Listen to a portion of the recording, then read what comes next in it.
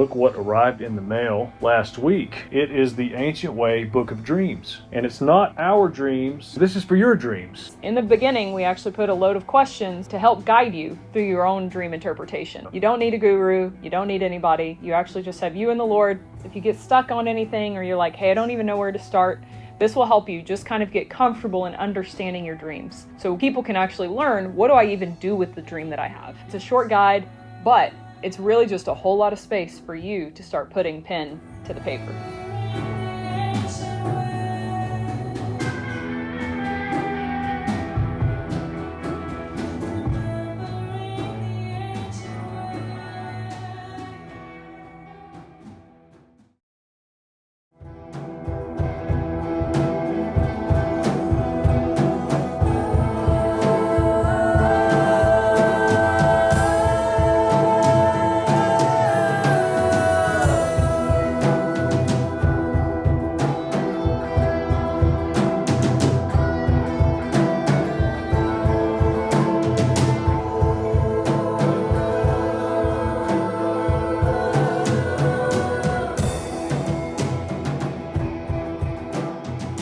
I'm so excited to jump into this because it's so sweet that especially the theme of rest has been through several of our guests here recently, and even certain things that James and I have kind of dove into. And I feel like you fit right up that alley. So I'm so excited about it. So you have this new book that came out called Grace Over Grind, right? This is not a new book. Yeah, it's like a 5-year-old book that I just did a 5th anniversary expanded edition of. Yes, Grace Over Grind, how grace will take your business where grinding can't. It's beautiful.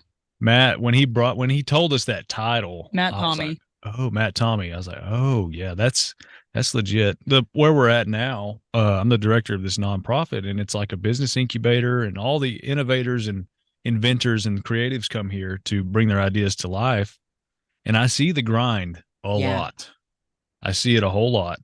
And so it's the fact that it's so heavy and the grind is everywhere is good, because the opportunity for connection with the Lord and rest to shine is there. It's that much more brighter, really. That's true. And as people see people operating in it, I think it'll unshackle them. And so I definitely appreciate what you do. Mm-hmm. Absolutely. So can you share a little bit, kind of the best synopsis that you can even come up with of what you feel like was the greatest thing that the Lord imparted to you while writing that book? Well, I'm going to start with the scripture that led to the lifestyle shift that led to the book, because that's the foundation. Cool. So what happened was, I've been, even when I was in my corporate days, I always had business on the side. I learned the world of entrepreneurship from, like, get your grind on, be on team, no sleep, you can sleep in your dead, that whole thing. So I kind of came up in that lifestyle of business. And I remember being in church one day, and at this point I was a full-time business owner, and our pastor did a message on Matthew chapter 11, verse 28 through 30. Now, this is a scripture commonly known as when Jesus says, come to me, all of those who are weary and heavy laden, I will give you rest. He talks about how his yoke is easy and his burden is light, right? Mm-hmm. But this particular day, our pastor did it in the message. I'd never heard it before. And it says, are you tired, worn out, burnt out on religion? Come to me. Get away with me and you will recover your life. I'll show you how to take a real rest. Mm-hmm. Walk with me, work with me, watch how I do it. Learn the unforced rhythms of grace. I won't lay anything heavy or ill-fitting on you. Keep company with me and you will learn to live freely and lightly. And when I heard that, it hit me like lightning and water simultaneously. And it was like, there's a gap between my life, certainly my work life, my business life, and what I just heard as the invitation from Jesus on how I should function. I heard that walk with me, work with me, keep company with me. And that was the beginning. I was like, Lord, show me that. And that was the beginning of the journey, because I was like, there's an invitation here and I need to walk this thing out. That's brilliant. Yeah. That's so beautiful. Yeah. Eugene Peterson, that message, man. I don't read the Message translation very often, but sometimes when I do, man, that hits. And it hit Matthew 11, 28 through 30. Yeah. I thank I feel God like for all that's of our just many translations.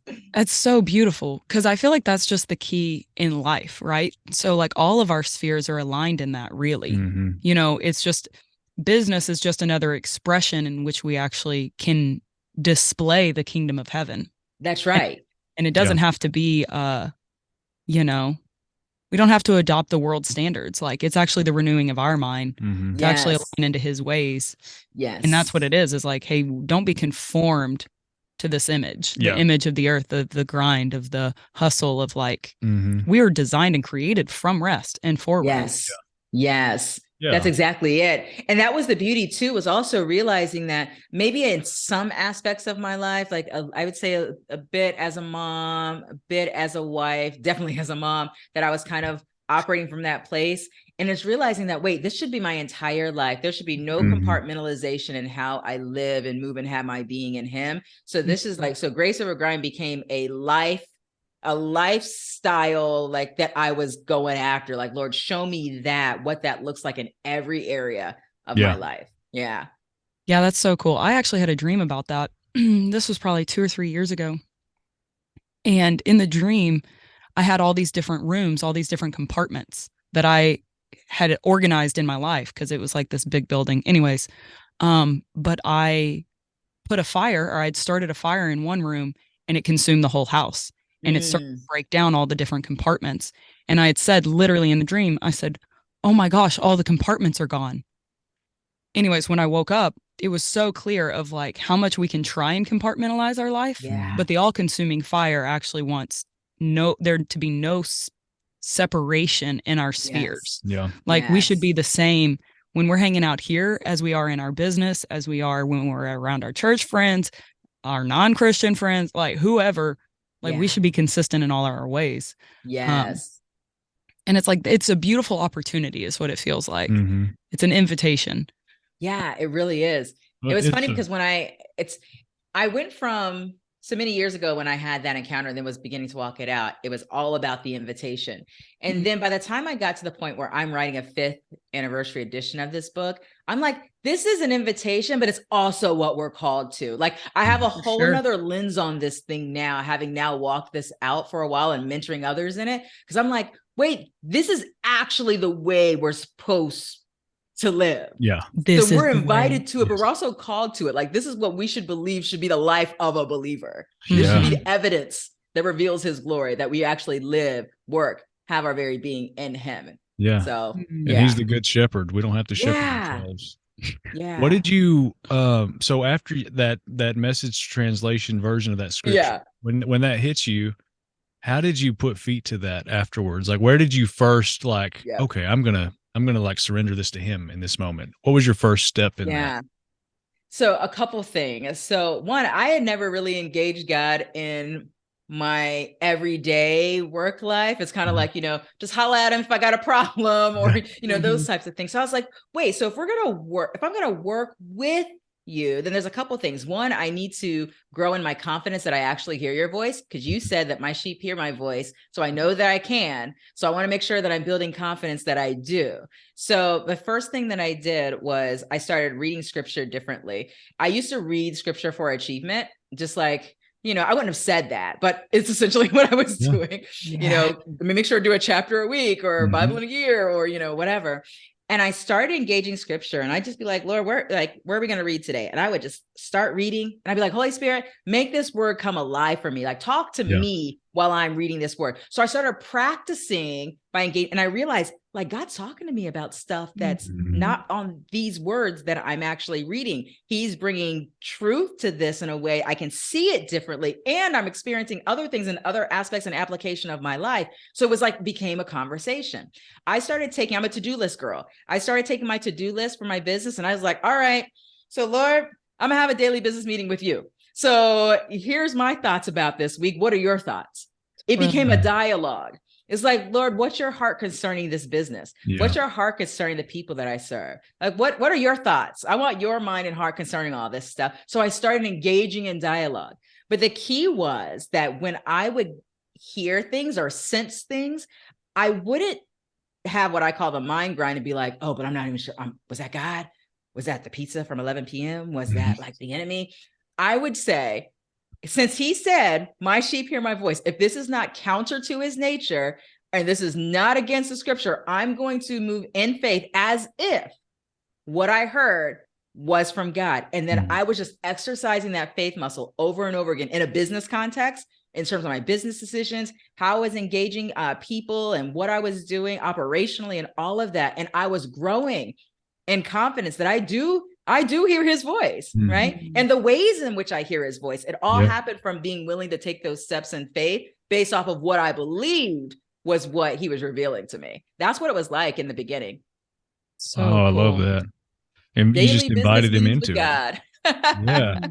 And one thing you said is if it didn't measure up to his nature, what you were hearing, but if it did, then you would take it. It's like, is this love? Is this peace? Is this joy? Then run with it. I love that. The discernment. Yeah. Yeah.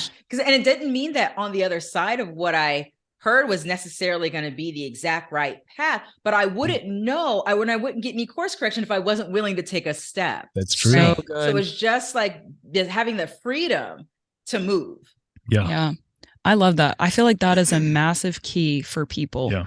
Is, well, one, the second guessing and the, I don't know, it creates a freeze, right? Fight, flight, or freeze. Like, it's when you have this inability to move forward in anything because you're afraid you're either going to get punished or it's going to be wrong, and then you'll screw everything up because you think you have so much power. Right.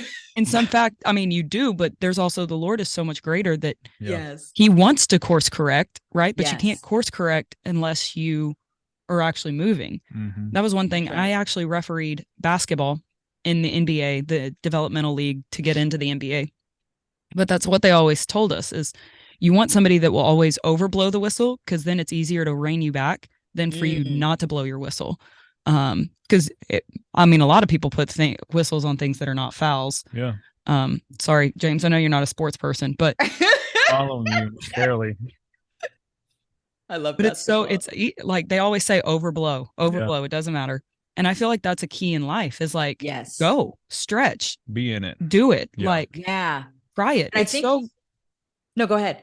I was just gonna say, I feel like it's so much greater, the experiences that you have when you decide to move forward in something, because something gets added to you in that. Mm-hmm. If you're just frozen, a lot of things can't get really added to you because you're stagnant. Yes. But you said something that was really key, which was that one of the reasons why people often get stagnated is out of the fear of punishment or fear of screwing up and all of those things. And that's why I think that foundation of knowing that we are his beloved, sons and daughters, and like having just kind of a healthy perspective on who we are to him helps us to walk in that. I know for me, when he was focusing on just developing me and my identity, he started first with who I am as his beloved daughter, because by doing that, it really helped me to have so much more confidence in being okay with messing up. Because I know that he has his best in mind for me. It's not like I'm not going to make God look bad because as I was following God, I made a mistake. It's just interesting because, in the business context, like we'll go and like hire a coach or hire a consultant, take a massive checklist of things and be like, here's what I need to do. And we'll do it without any fear or concern. But then as soon as it's like we're seeking God around strategy or his thought or my concerning something, we put this weird burden on ourselves all of a sudden that, what happens if I take a step and this isn't quite right? Where we don't do that when we'll take insight from others, so we just put this weird burden on ourselves. And so I always like to tell people, it's just like, just be free to move, and you will make mistakes, but it doesn't matter. Yeah. And nothing gets wasted in the kingdom anyway. Absolutely. Yeah. What I found, usually whenever he does tell me something, if I act on it, it's usually correct. It's usually accurate. He's the good father. Yes. There's rarely any mess ups, really. He always pulls through. Yeah. I mean, I guess it depends on the perspective of a mess up and how quick you call something a mess up. Because to me, if I'm starting to take a path on something and then realizing, oh, okay, wait a second, I'm getting course corrected a bit. I was kind of coming with a different lens on this. Now I need to move over here and then do this. some people would say at the point of that course correction, oh, yep, I missed it. For me, I'm saying, no, I just got a refinement. And so I'm headed in the direction. The whole time I'm headed in the direction of his best. Yeah. You know? The story that unlocked me is used to, when I first started to like practice hearing his voice and follow through with it, I would do it at work. I worked at a warehouse, and truck drivers would come through, and I'd pray for all these burly truck drivers, with the big beards and stuff. And one day I left, and the Lord popped a vision in my head. There's this old lady. I saw her specifically. She's at Lowe's, and she's on this aisle. I need you to go tell her that her sister is going to be okay. And I'm like, wow, I'm either crazy or that's you. And that sounds like love to me. Mm-hmm. Yes. And so I go to Lowe's, and I'm fighting it. I had a bad day. I'm like, I don't want to do this, but I'll do it, And I get there, and I go into Lowe's, and I go down the aisle, and I see this lady, exactly what he showed me. And I backed out of it. And I said, I'm not doing it. And I left. And I felt so condemned and guilty after that. And he came in like a dove, just gentle. And he said, hey, it's okay. He said, I'm going to get to her regardless. This is just an opportunity for you to just partner up with me. Yeah. And that eliminated any grid of like, if I don't do it, I messed up. He's not going to give me anything else. It just eliminated that grid and it freed me to, okay, I can like safely and gently do this. Yes. That's so good. That actually, you were sharing that. I was like, that reminded me of something that happened to me when I was, so this was relatively early on of me just like, moving with God. Oh yeah. And I remember my husband and I, we were actually shopping for a car, and the guy at the car dealer came out limping. And I really felt like the Lord wanted me to pray for him, to declare healing over this man. And I'm thinking, no way. There's no way I'm like doing that, Lord. And I'm sitting here and I'm having this whole conversation in my head. And as he's continuing to talk to us about the issues he's having in his body, my husband is a massage therapist, right? So my husband starts engaging him in conversation at the massage therapy level. So I'm like, oh, I'm off the hook because my husband, the massage therapist, is talking to him about, all of these things. But I'm telling you, the Lord's like, pray for this man, pray for this man. I didn't do it. I was so scared to do it. And when we left, I felt exactly the way you felt. Yeah. And it was just like, it's so sweetly, he's like, you so sweetly and gently was like, yes, that was an opportunity that you missed, but don't condemn yourself. I'm inviting you to just be courageous and partner with me. It was like such a quick assurance.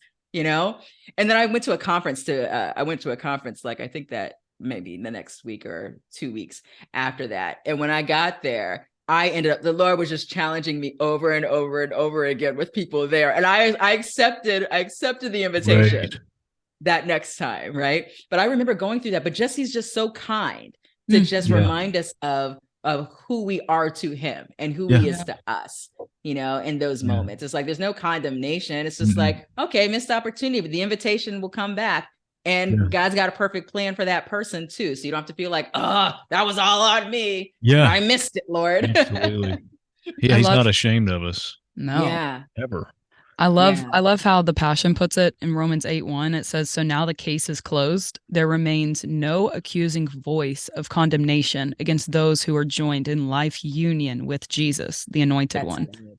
And it's like, man, to take on the voice of accusation is wrong God. Like, that's actually the wrong one speaking to you.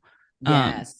That's actually the wolf that's trying to snatch you of even your destiny. And so if that ever pops in anywhere, you've got full permission to the case is closed. You can actually render the verdict that the Lord said. Hey, that's not my right. What a relief that is. Yeah. Catch that. That's it. And I love that phrase, life. Wait, it was union in life union. In life union. That was so good. Yeah.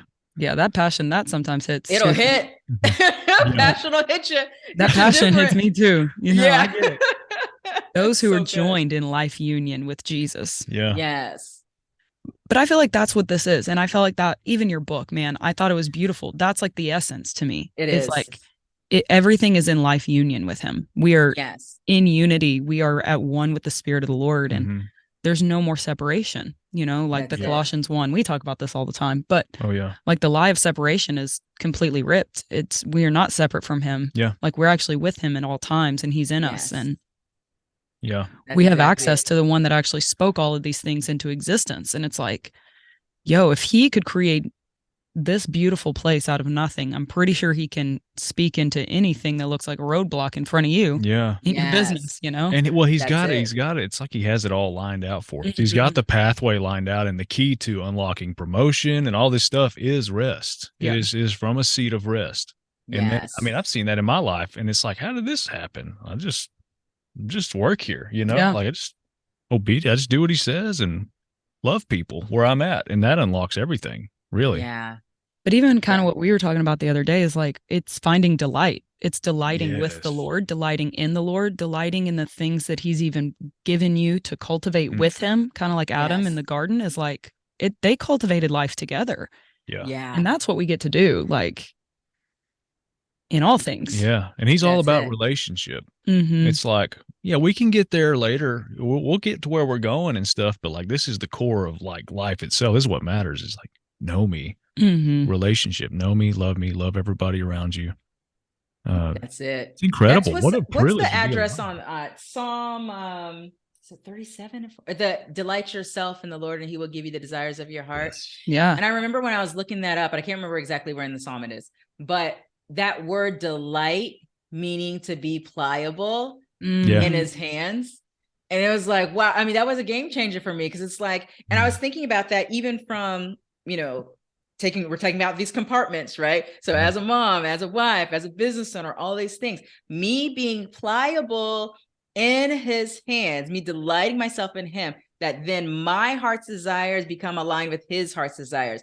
My dreams are his dreams. Like they become aligned. And it's such a beautiful freedom. I remember when I was kind of in this journey of kind of growing with God in business.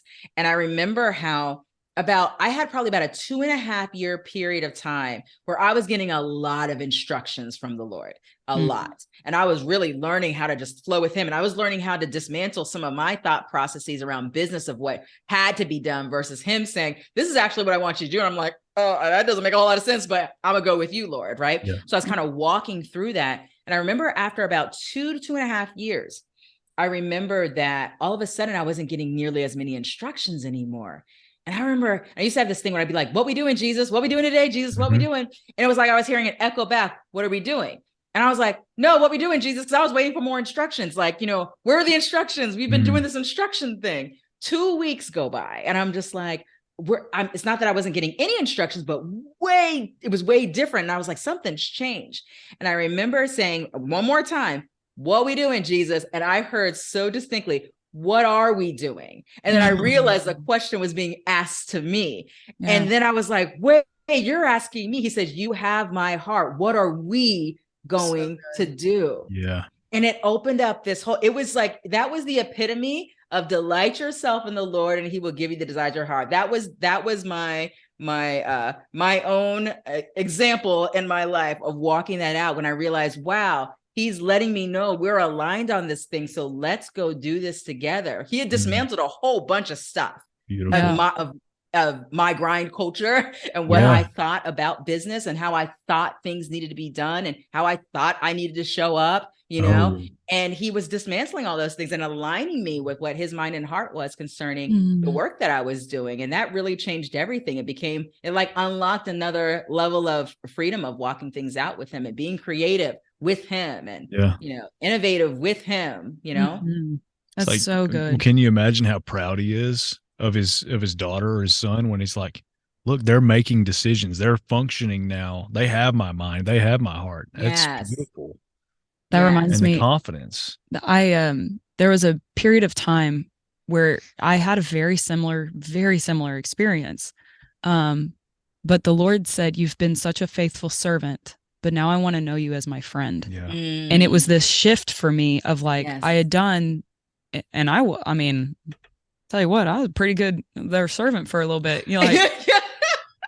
Like just faithful. Like my heart was to serve him. My heart was to like, I wanted to love him. I wanted to do the disciplines. Yes. But it was so sweet because And there was no even shame in that, because he said, you wouldn't have been able to know me as a friend had you not already walked through that season. Yes. And so I didn't even shame myself for it. It was just like, I get to know you in a different way. And then that became more of like, hey, how are we doing this together? Yeah. How are we building this together? And so he would literally ask me like, hey, what are your thoughts about this business? And I'd be like, well, this is what I think. And he'd be like, yeah, that feels right. And so like things just started to click. And it's just so beautiful. But I think that allowing yourself to be at wherever you're at on the journey, even if you're still in servant mode. Yeah. That's right. Extract all of that. Extract every lesson, every ounce of what the Lord is trying to teach you in that season. Yes. Because you're not ending there. I'm not ending in the season I'm in. Like, we're all moving forward. There's all movement. And I don't even think there's like hierarchies or like levels. Right. It's just like elements. Different pieces to the puzzle. It's like a round circle. It's not a ladder. Yeah. Yes. That's so good. I think about so God really built me an identity like building blocks, but with the understanding that it was like a circle. So the very first thing was, I want you to know who you are as my beloved daughter. And that was what helped me not to be a control freak and put the guard down to say, I trust you, Lord, and I will walk in obedience even when it doesn't make sense to my natural mind, because he tested that a lot for me. And Amen. so come on. Right. So come on. So he rooted me very solidly with some wild encounters, solidly in who I am as his beloved daughter. Mm-hmm. And then I went right into faithful servant mode. It's just like, okay, I'm going to be faithful and obedient. I'm going to be faithful and obedient. And it was like, I was in that season, like what we talked about. And then it was like, he actually did that whole thing about, I want you, let's do this in friendship. Like, you have my heart, mind, let's do this. Mm-hmm. And then that was for years. And so then it was like, I was all of those things, but then a handful of years later, it was just like, I want to talk to you about the authority that you have in me. Yep. And I'm like, oh, new conversations. What does this look like? What does that mean? Yeah. How does that look like in these other areas of my life? And he's still unpacking layers of the authority that you have in me and with me right now. And what union looks like from this element of things. But I'm still a faithful servant. I'm still a friend, right? I'm still a beloved daughter. None of those other things go anywhere. So like you said, it's not like a hierarchy, but it's funny to me how he did build me. I don't know, everyone's walk is different, but he absolutely was like, I'm going to take you through an experience with me for a period of time, focused in on one element of this circle. Yeah. I think it's so important because it becomes a part of you. Mm-hmm. Yes. Like, I think about people who are, I had a dream about it. It's octopuses, right? They extend into so many different areas that it actually will squash wisdom. You're overextended.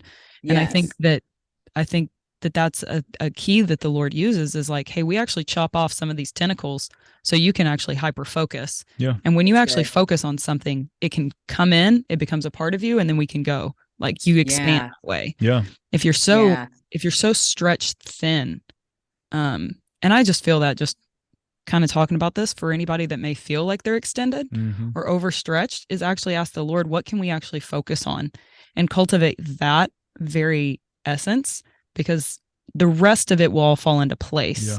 And you don't have to worry about putting your hands into all these different spheres. Yeah. Like, there'll be enhancement in that. Yeah. But I always say you don't have to grind in your spiritual development either. Right. Yeah, man. You don't have to grind in anything. Well, no, I need to figure out all these things and figure out how to grow and be in all of these different ways. Like, you don't have to grind there either. Yeah. You don't have to figure it out. You just have the yes in your heart. Yeah. Mm-hmm. That's it. Or even in your business, like if you feel like you've stressed yourself thin of like, I have all these jobs and all these responsibilities. It's like, well, I actually asked for the wisdom of heaven. Yeah. Yeah. Well, and I think, and kind of what we talked about, I guess, a couple episodes ago is if it feels difficult like that, surrender it to him. Yeah. And that goes back to the scripture, delight yourself in the Lord. That's one of my favorite scriptures. Mm-hmm. Yeah. He put so what's the address? Psalm, what is it? I couldn't find it.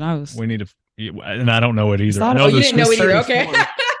It's not you. It's I not thought for sure you were going to know it. No, I'm bad with numbers. It's in here. It's in here. But that scripture is like, it's in my shirt. Yeah, it's in my pocket here. But it's like he put the stuff there to fulfill it. So he's the one who Yes. put it there to begin with. So don't go That's it. looking for it on your own. But the fact I'd never heard it the way you said it, like be malleable, be like clay. Yes. That's beautiful. And that is Yeah. saying like, hey, I don't know how this is going to work out, but I'm giving it to you. Yes. And so it's that word delight in the when you do a word study on delight, that's where you get down to being pliable and being flexible in his hands. Yeah. It's Psalm 37:4. 30. Okay, so it is 37:4. Okay. Yeah, that's it. I had it You right. got I wasn't that. sure. You got it. See, don't be doubting yourself. Look at that. Just And you know, nailing. Psalm has like 100 and something books in There's it. so many It's Psalms. the biggest one. So funny. Yeah, that is so good. I'm curious about something because you mentioned that you've had multiple businesses. So what is some of the business that you've been involved with where you were learning how to do business with God? Oh, so my husband and I owned a gym for 5 years while I was also refereeing and traveling across the entire United States. So I know a thing or two about extending yourself. I'm kind of an expert. Just kidding. But then that was cool because the Lord actually did this whole process where he told us that we're selling it.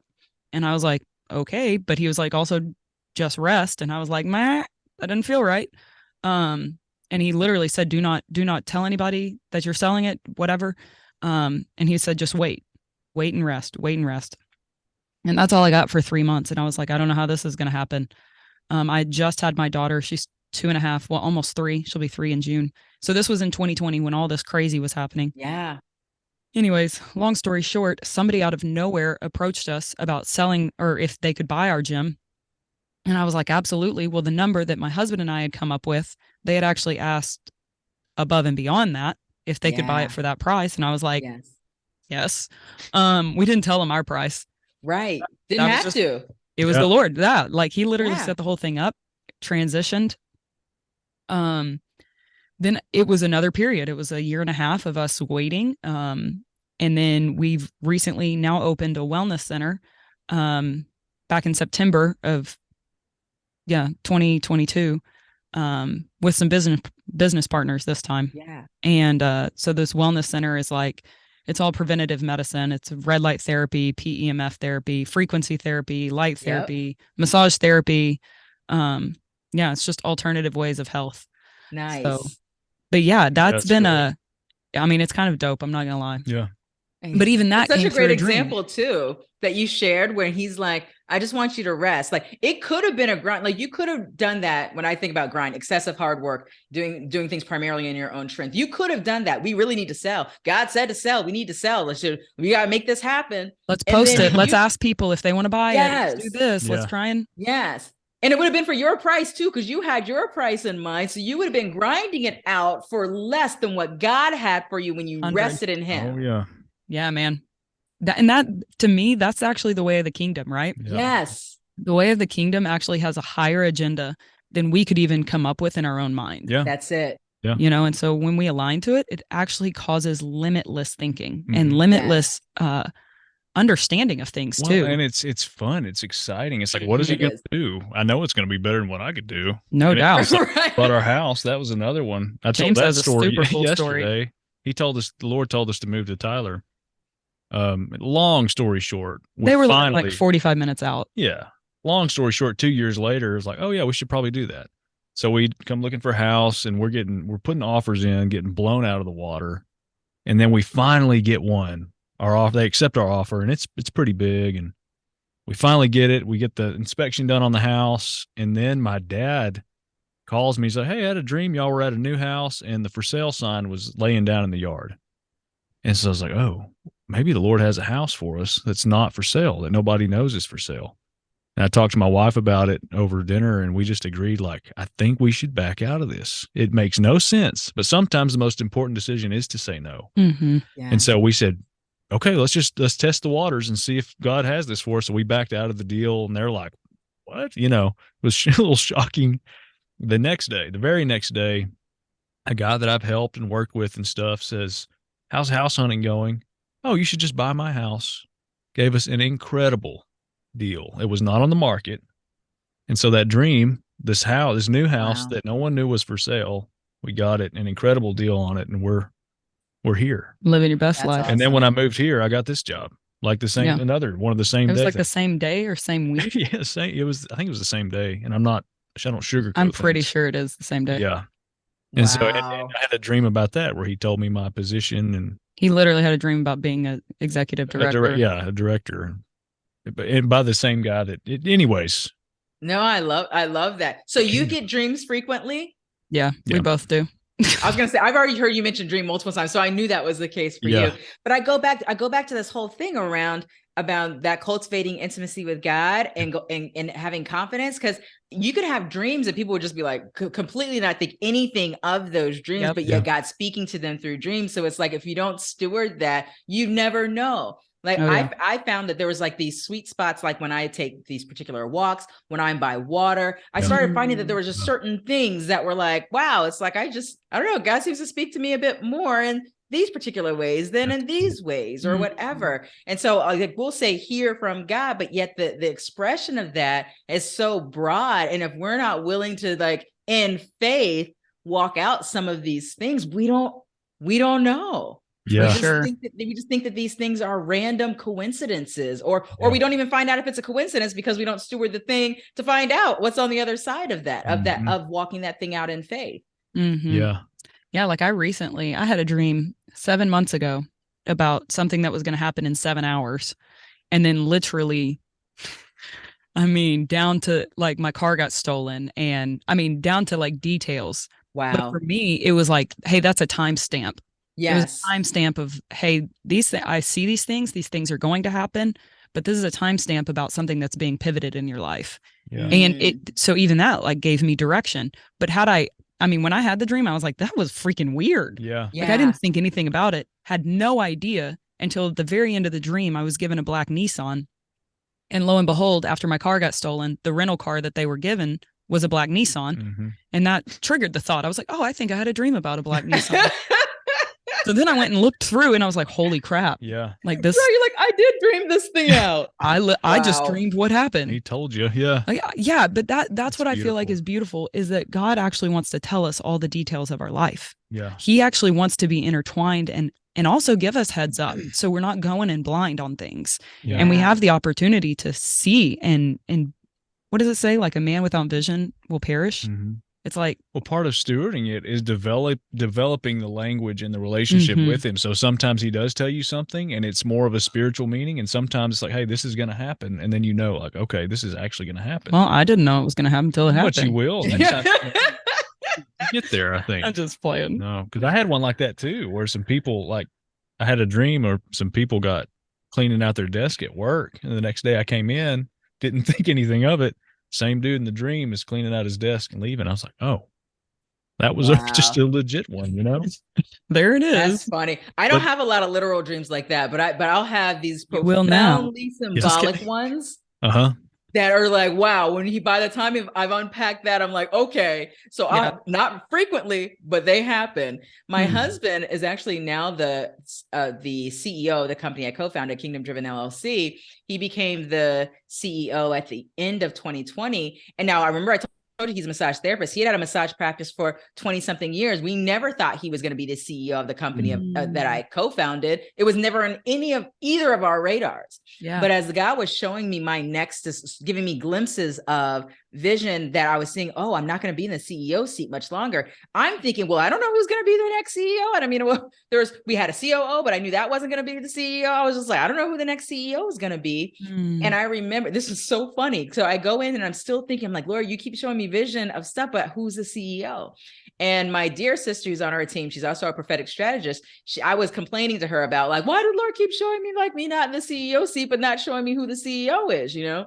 And I said, there's been no one prepared to be the CEO. She says, your husband has. And I laughed because it seemed ridiculous that she would say that, because my husband was barely in the company. He had his own business going. But when I was done laughing, I was like, you know, that's actually kind of true, because he's walked with me through this thing and has been a source of wisdom from day one since 2012. So then I'm like, well, Lord, if this is you, you're going to need to talk to your son, because what I don't want to do is go to my husband and say, you know, honey, that you've been running your massage practice for 20 something years and never thought you'd be the CEO of this company. It was never on our radar. By the way, I think that's what the Lord wants for you. So I was like, Lord, if this is what you're doing, talk to your son. So let's keep the marital thing like real solid. Like you talk to your son about that. No control involved. And he gave him a dream. Gave him a dream. It was powerful. And the symbolism in the dream, there was two things in the dream. One of them represented a transition of power. The other one represented readiness. And he was like, wait, I think God is doing this.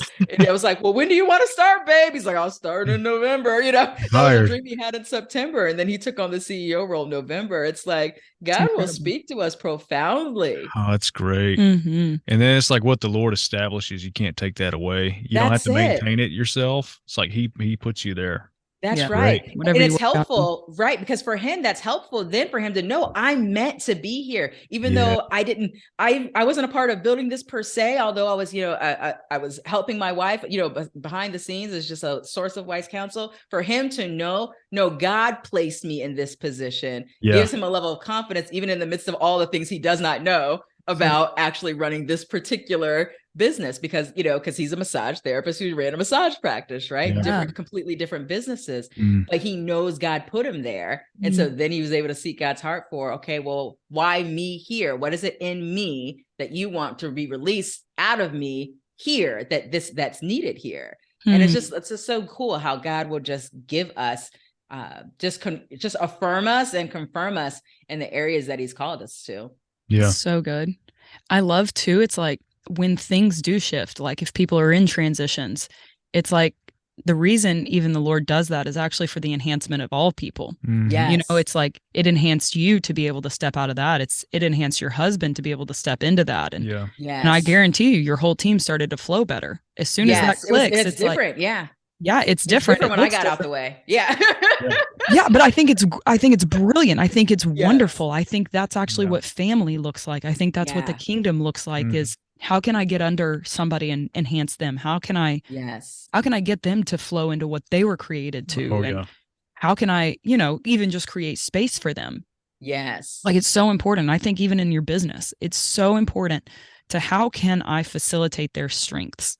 How can I make space for this person to really thrive and not just fill a function or fill a role? Or because I feel like at the end of the day, you have a staff, you have a team, like they should also be very happy. Yeah. Like, I mean, that's it.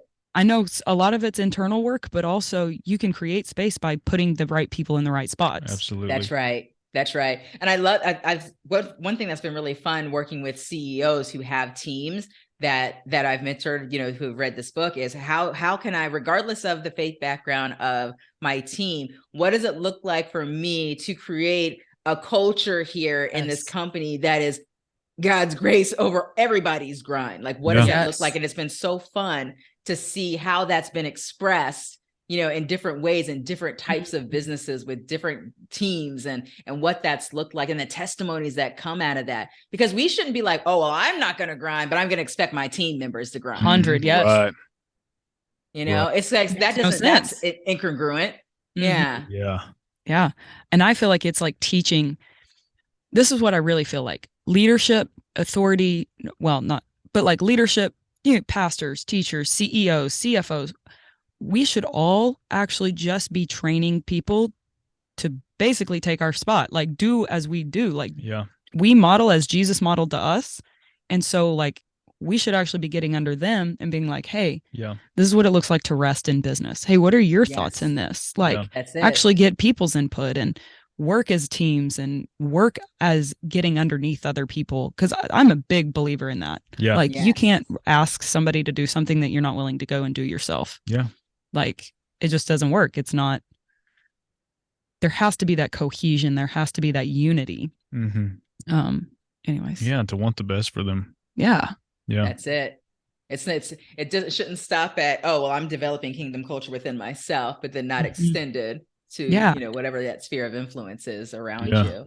Because I feel like that's what, but that's what we're doing even in our businesses, right? I don't think that there's like ministry and business. Like, I don't think anything is secular. I think it all is kingdom. Yes. And I believe that our businesses as ambassadors, as like his kids, who are just helping other people wake up to realize that they're also his kids. Yep.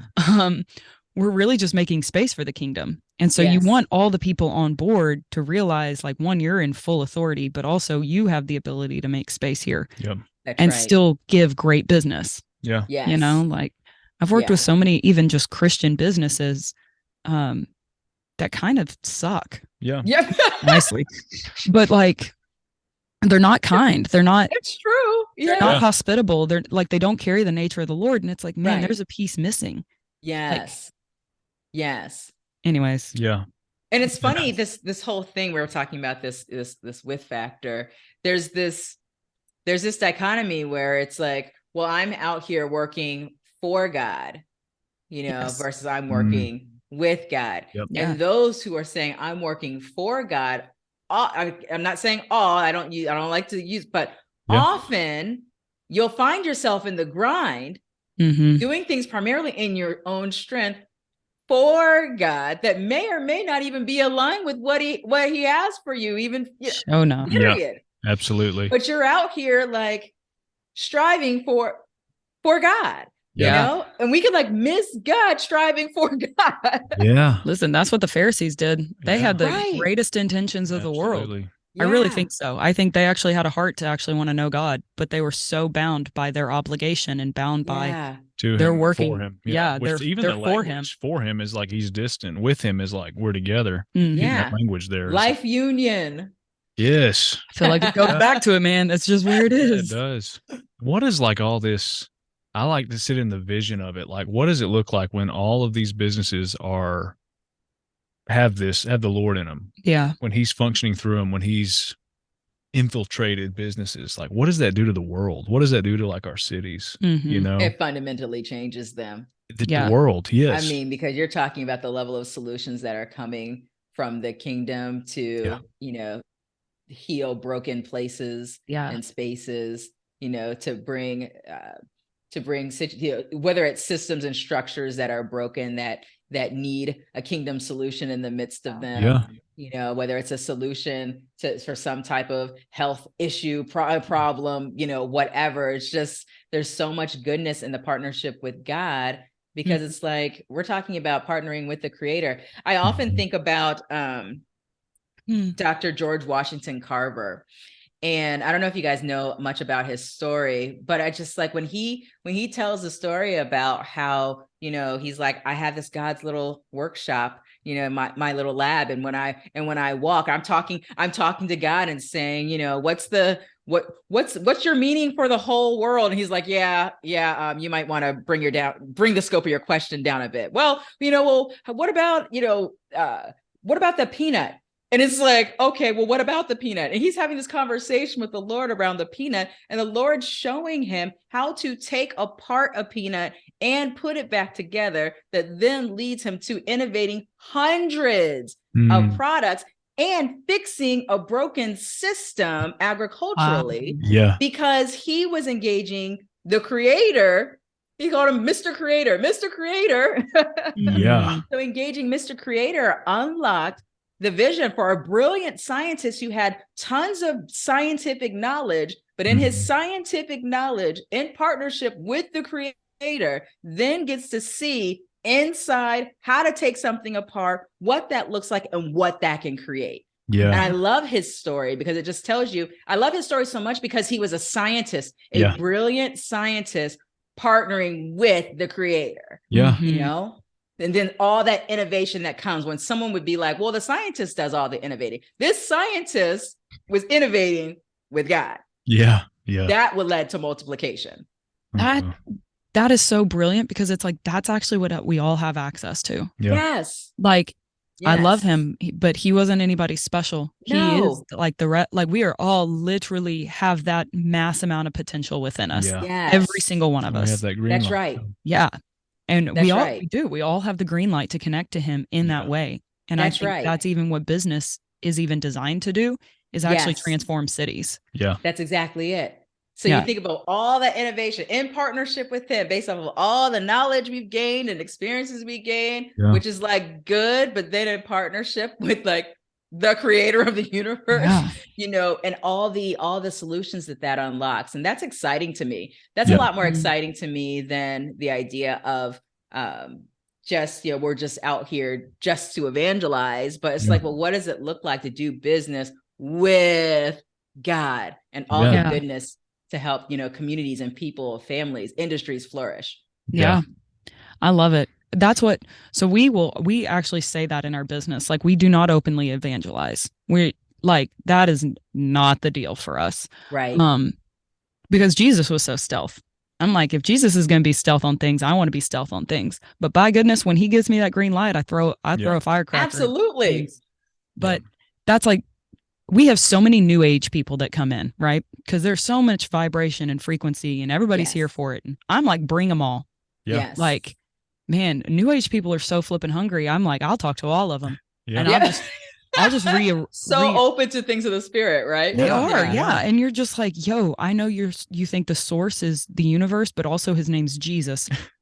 That's the only difference. And also he's way better than what you think. Yeah. That's the best thing about him too, is like, he revealed his person to us. He's not some force of, we don't know him. No, we know him. He showed himself to us. Yeah. But it's cool because it's like, man, we are like the best undercover agents in the world. Like, we have the greatest gig, really. And we can do it in the very things that give us life. And that's what I think even business is, right? Yeah. It's the expression of things that are already within us that we get to express. Mm-hmm. Yes. I talked with a friend of mine last night. The wild and crazy and amazing adventure with God.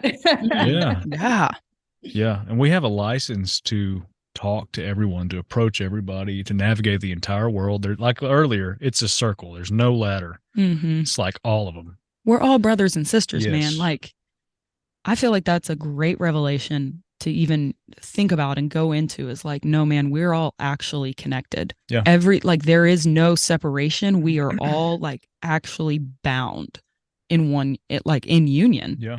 Not only with the Lord, but with each other. Like, that's why the only commandment he gave us was love him and love each other. Yeah. It's like, it's so flippin' simple. Yeah. Sorry, what were you saying about your friend? I jumped in on you. I don't remember. We were just talking. I sometimes jump on top of James. What you just said led me to another thought. Shae, what you said earlier about maybe the starting point being God's, like, you're his beloved. I think that's the key to seeing everyone else as the beloved as well. Oh, that's good. Yeah. I think that's what unlocks that. So that's good. Jumping on interrupting my story. No, you're good. No, I talk too much. It's fine. It's good. It's good. You guys are fun. We are wild, dude. We are wild. If you really get us going over here, yeah, you gotta be careful. A couple hooligans. We are. We're just children just trying to live our best life. I mean, we're in our 30s, but still, it doesn't feel like that. No, it don't. Well, Shae, thanks for joining us and talking to us. Yeah, you guys are fun. Where can like our listeners, and where can we find your stuff, your books and everything? So if you go to graceovergrind.com, then that'll take you to wherever you need to go to get the book. Is available, paperback, audio, Kindle. So all the formats, take it in whatever your favorite flavor is. Yeah. So I encourage you to buy that, to read it and to live it. I will absolutely fundamentally change the way you engage life. And so I encourage you to do that. And if someone wants to connect with me, I hang out mostly on Facebook, Instagram. You can catch me on LinkedIn too, but mostly on Facebook and Instagram. Cool. Good. You're like smart like the rest of us. I hadn't figured out LinkedIn. I haven't either. Like, I don't even know what that is. I've got one. I have no picture, no nothing on it. Just got my name on it. Oh goodness! I've got some friends. Yeah, I hang out there because of some of the corporate stuff that from an advisory perspective. But I have fun. My most fun happens on Facebook.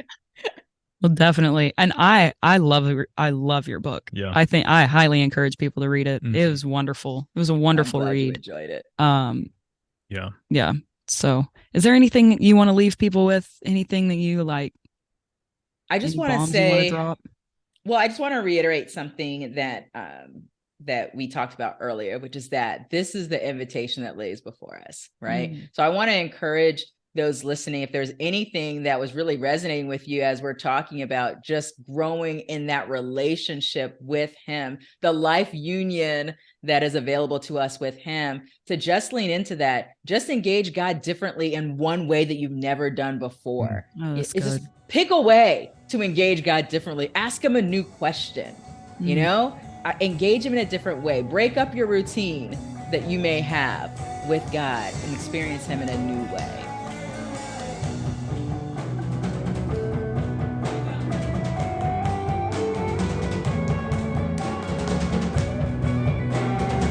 If you enjoyed this episode of the Ancient Way podcast, drop us a like, share with your friends, share with your family. And if you would like to support us and what we are doing, and you would like to play a direct role in our growth and things that we do in the future, we have a donation spot at the bottom of our show notes. So you can click on that, give however much you want. We appreciate absolutely everything. We appreciate our listeners. And everybody that's already come alongside and encouraged us, and even everybody that's been on our show. So thanks, guys.